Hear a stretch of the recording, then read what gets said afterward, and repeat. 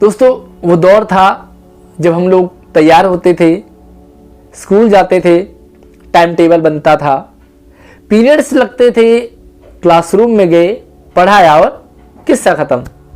लेकिन वो दौर आया कोरोना का, लॉकडाउन लग गया, स्कूल बंद, ताले लग गए और सारी की सारी पढ़ाई आ गई ऑनलाइन।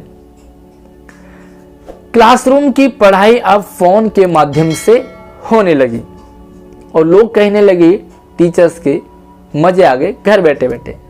लेकिन ऑनलाइन पढ़ाना कितना मुश्किल है, ऑनलाइन क्लासेस को मैनेज करना कितना मुश्किल है, पीडीएफ से पढ़ाना, पीपीटी बनाना, प्रेजेंटेशन बनाना, टेस्ट लेना, चेक करना, काम भेजना कितना मुश्किल है। वो एक टीचर समझ सकता है, वो आप समझ सकते हो, वो मैं समझ सकता हूं। लेकिन इसी दौरान, इसी दौर में ऑनलाइन क्लासेस में 1 महीना मुझे बहुत दिक्कत आई। उसके बाद मैंने कैसे अपनी क्लासेस को मैनेज किया, कैसे शेड्यूल किया, कैसे मैंने पढ़ाया, कौन कौन से एप्लीकेशन यूज किए, सारा का सारा अपना एक्सपीरियंस इस वीडियो में आपके साथ शेयर करने वाला हूं। अगर आप टीचर हैं तो इस वीडियो को ध्यान से देखें, आप भी रिलैक्स फील करोगे ऑनलाइन की दुनिया में। अगर आप स्टूडेंट हैं तो भी आपको सीखने को काफी कुछ मिलने वाला है। स्वागत है आप सभी का एक नई वीडियो में। मैं हूं आपका दोस्त आशीष। तो दोस्तों मैं एक टीचर हूं और मुझे भी ऑनलाइन पढ़ाना पड़ता है। ऑनलाइन क्लासेस का सफर, मेरा एक्सपीरियंस, आई होप आपको भी नया सीखने को मिलेगा और आप इन सभी बातों का अपनी क्लासेस में जरूर ध्यान रखें तो आप भी रिलैक्स फील करोगे, क्योंकि इस टाइम मैं काफी रिलैक्स फील करता हूं ऑनलाइन क्लासेस में। बेसिकली टीचर्स के लिए, बट स्टूडेंट्स हैं आप तो आपको भी एक नया एक्सपीरियंस जरूर मिलेगा। तो 22 मार्च का लॉकडाउन लग गया। अब हमें सबसे पहला काम था ग्रुप बनाना। ग्रुप बनाने के लिए मैंने किस तरह से बच्चों के नंबर लिए, जैसे तैसे ग्रुप बन गया। लेकिन ग्रुप बनना मात्र 20 बोना था, उसके बाद का काम तो अब शुरू होता। शुरुआती दौर पे मुझे बहुत दिक्कत आई। ग्रुप बना दिया हमने, बच्चों को पढ़ाया, पढ़ाने के बाद बच्चों को वापस भेजना होता था ताकि क्या बच्चों ने समझा हम चेक कर पाए, साथ ही बच्चों की अटेंडेंस वगैरह भी उसी से हम लगाते थे। अब यहाँ पर दिक्कत ये आ रही है कि भाई जिस बच्चे ने मान लो कोई चैप्टर है और उसके 2, 3, 4, 5 पेजेस बच्चों को लिखने पड़े। अब बच्चे ने जब काम भेजना ग्रुप में शुरू किया तो एक बच्चा 5-5, 6-6, 8-8, 10-10, 3-3, 4 फोटोज काम के भेजता था। इसी तरह से हमारी क्लासेस में 40, 50, 60, 70, 80, 80 बच्चे हैं। तो ये मान के चलो कि एक क्लासेस में, एक ग्रुप में कम से कम दिन भर के, और वो हो जाते थे 300-400 मैसेज। ये सिर्फ काम के होते थे और बाकी एक दूसरे से पूछना, हालचाल पूछना वगैरह वगैरह ये अलग। मुझे लगा कि भाई बहुत ज्यादा मैसेज हो रहे हैं, ऐसे में तुम अपने रिलेटिव या अपने दोस्तों को भी मैसेज अटेंड नहीं कर पा रहे थे। अब मैंने क्या काम किया कि बच्चों को स्ट्रिक्टली कह दिया कि बच्चे जो है पीडीएफ में ही अपना काम भेजेंगे, एक ही पीडीएफ में सारी फोटोज को ऐड करेंगे। अब बच्चों के लिए भी नया था भाई, कहां से पीडीएफ बनेगा। तो फिर मैंने रिसर्च किया पीडीएफ कैसे बनाते हैं, वीडियो बनाई छोटी सी, बच्चों को शेयर कर दिया कि इस वीडियो को देख करके आप पीडीएफ बनाओ। तो फाइनली बच्चों ने सीखा और अभी मेरी क्लासेस के 80 से 90% बच्चे पीडीएफ में ही अपना काम भेजते हैं। 2 फायदे हो गए। पहला काम, एक बच्चा बहुत सारे मैसेज भेजता था, इतने मैसेज नहीं बज रहे, अब लिमिटेड आ रहे हैं। दूसरा फायदा बच्चों का कि बच्चों को भी पीडीएफ बनाना इजीली आ गया है आज। तो काफी दोनों के लिए एक नया एक्सपीरियंस था, नया सीखने को मिला। दूसरा ये था कि भाई दिन भर फोन बज रहा है, एक ही मैसेज से बज रहा है, साथ ही कुछ बीच बीच में चैटिंग वगैरह भी हो जाती थी और कई बार तो ये चैटिंग कुछ ज्यादा ही हाई हो जाते थे। पता नहीं जो फोन है वो घर पे है, अब उस घर पे उसे कौन यूज कर रहा है। आपसी बातचीत भी होने लगी, कुछ ऐसी फोटोज वीडियोस भी आने लगे जो कि बिल्कुल मतलब काम के नहीं थे, बिल्कुल गलत फोटो वीडियोज आने लगे, चुटकुले आने लगे, शायरी आने लगी। कैसे रोके इसे।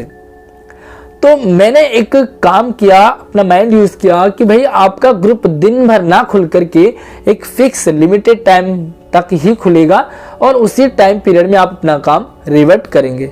और मैंने बच्चों से पूछा कि भाई कौन सा टाइम आपके लिए बेस्ट रहेगा, तो बच्चे हो पेरेंट्स हो सबने कहा कि हम नाइट में लगभग घर पे होते हैं।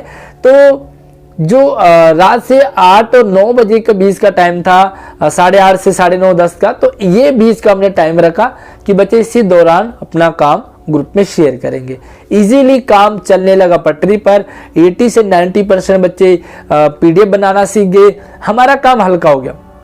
एक और काम बढ़ गया, भाई ग्रुप टाइम से खुलेगा बट उस टाइम आप बाहर काम पे हो, आप नहीं कर पाए, नहीं खोल पाए, तो क्या होगा। अब मैंने सोचा भाई बड़ी दिक्कत आ गई। तो क्लासेस में कुछ ऐसे बच्चे होते हैं जो एक्स्ट्रा होते हैं, स्मार्ट होते हैं, मॉनिटर बनने के सारे गुण होते हैं। तो भाई जैसे हम नॉर्मली क्लासेस में मॉनिटर बनाते हैं वैसे हमने बना दिए क्लास के लीडर मॉनिटर। अब उनको बना दिया ग्रुप का एडमिन। अब ग्रुप का एडमिन बना दिया तो बच्चे जो है ना उस ग्रुप को टाइम से खोल देते हैं या टाइम से बंद कर देते हैं। तो इजीली काम हो गया, आराम से, कोई भी दिक्कत नहीं आ रही है, काम हो गया। अब उसके बाद एक और भाई सारी क्लासेस में एडमिन बना दिए। अब क्या किया कि इन सभी एडमिनों को एक अलग ग्रुप में ऐड कर दिया जिसमें कि सारे एडमिन थे हर क्लासेस के। अब क्या हुआ, जो भी मुझे कुछ बताना होता था एडमिन को बता दिया। तो जो भी कोई नई नई चीजें आ रही है एडमिन इसमें अपनी बातें भी कर सकते हैं, किसको क्या दिक्कत आ रही है। तो सारे एडमिन जो इसमें अपनी प्रॉब्लम भी शेयर करते थे, हमारी क्लास में ये हो रहा है, ये हो रहा है, और वो सारे का सॉल्यूशन भी मिलता रहता था। तो जितनी क्लासेस मैं पढ़ा रहा हूँ मुझे सिर्फ 10 बच्चों को देखना होता था, वो 10 बच्चे अपनी क्लासेस में इजीली। एक और फायदा इससे हुआ कि भाई मैं वीडियोस भी भेजनी होती थी बच्चों को, चैप्टर से रिलेटेड वर्कशीट भी भेजनी होती थी। तो फाइनली क्या है कि मैंने वीडियोस बनाया और जैसे मैंने वीडियोस चैनल पे डाल दिया तो बच्चे क्या है उसी वीडियो को अपने अपने ग्रुप में शेयर कर देते थे। तो मेरा ये वाला काम भी रिलैक्स फील हो गया। मैं वीडियो बना दिया, टाइम से बच्चों को वहां पर वो वीडियो भी शेयर हो जा रहा अपने आप ही। आप भी अपने क्लास में इस तरह से कर सकते हैं ताकि आपका काम आसान हो जाए। कई बार हम भूल से जाते हैं, ध्यान से उतर जाता है, हमें लगता है अरे यार रात होगी, मतलब वीडियो मैंने भेजी नहीं, आज वर्कशीट भेजी नहीं। लीडर अपने आप सारा काम कर रहे हैं। और एक और फायदा, जो लीडरशिप की क्वालिटीज होती है ना वो यहाँ पर डेवलप हो रही है। बच्चों को ये लग रहा है कि भाई हम लीडर हो गए, स्मार्ट हो गए, थोड़ा सा जो फीलिंग आती है ना वो बच्चों के अंदर आ गया।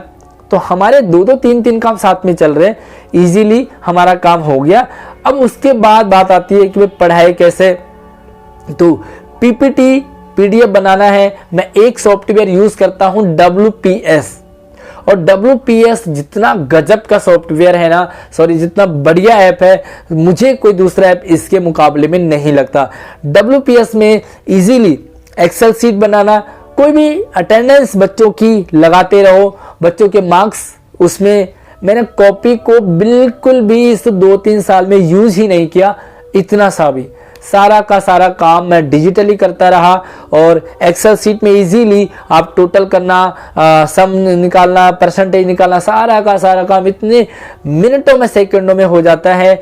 साथ ही प्रेजेंटेशन बनाना, MCQs के प्रश्न सेट करना, तो यार बड़ा आसानी से बहुत जल्दी हो जाता है। अगर आपको WPS समझना है, एक्सेल में कैसे काम करते ये समझना है, कैसे टेस्ट तैयार करते हैं, कैसे पीडीएफ को हम शेड्यूल कर सकते हैं अपने टाइमिंग को, तो इस तरह से मैनेज करते हुए मेरा काम स्मार्ट तरीके से चलने लगा।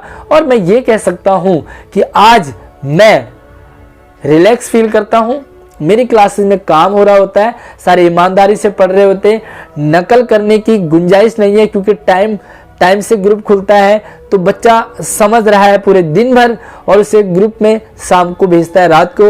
तो सारा का सारा इजीली हो रहा है। आई होप आपको भी काफ़ी कुछ नया सीखने को मिला होगा इस वीडियो से, एक नया एक्सपीरियंस।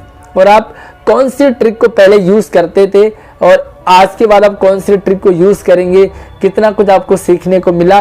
साथ में अगर आपको WPS समझना हो, PDF कैसे बनानी है, या कोई भी डिजिटल जो कि लर्निंग हमें टीचिंग के दौरान मैं सारा का सारा यूज़ करता हूं, अगर आपको भी समझना है तो यार मुझे कमेंट कर सकते हैं।